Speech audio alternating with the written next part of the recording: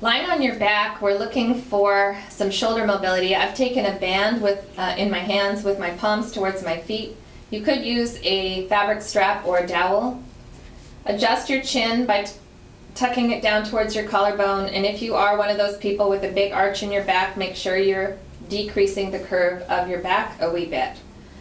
Now the idea here is that you're going to explore the range of motion where your arms go overhead and the back of your hands reach the floor. Now depending on your shoulder mobility, you might be challenged and have to take the arms a little wider. Now you want to take some practice passes so that you can get the arms overhead, the back of the hands to the floor, no matter what width you are working with, without arching the back to get there. Okay, so then you're substituting your spine for your shoulder motion. So generally speaking, wider is easier. So first off, in week 1, you find that position where you can go overhead without changing the rest of your posture. And then we took one foot off the floor, hovered the knee over the hip, and held that there while we went overhead. We progressed through various stages of this through week 2, alternating the leg.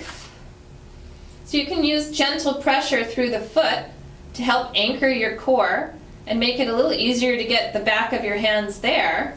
Make sure your wrists aren't too tight and that you're not pulling. It's just a loose band. It doesn't have to create too much torque through the rest of your wrists or anything. And then for week 3, we went up and did it with both feet off the floor, making sure that the knees stayed hovering over the hips, that they didn't drift towards your head, keeping your chin in back posture, reaching overhead. Can you hold that? Or do you need to have a variation where you drop a heel, lightly press the heel in the floor, and go through this? I think this was week 3.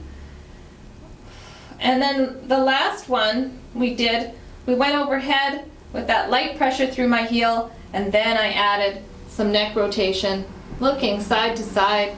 My head is unweighted. Gosh, I've done so much with my head and neck rotations. It moves easily after all this work. And then I come back up, and really, like, there's no perfect way to do this. You just want to play with it and keep this connected. So keep your core box connected as you're moving your arms and legs. This is a great core exercise.